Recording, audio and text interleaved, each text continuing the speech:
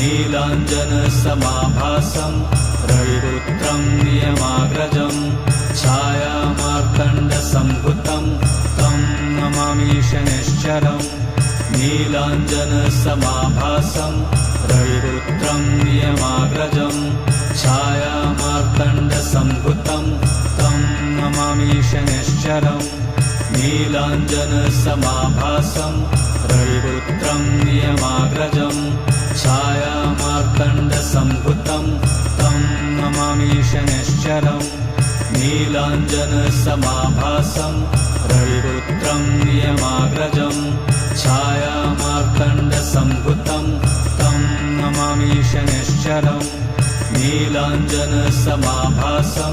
रविपुत्रं नियमाग्रजं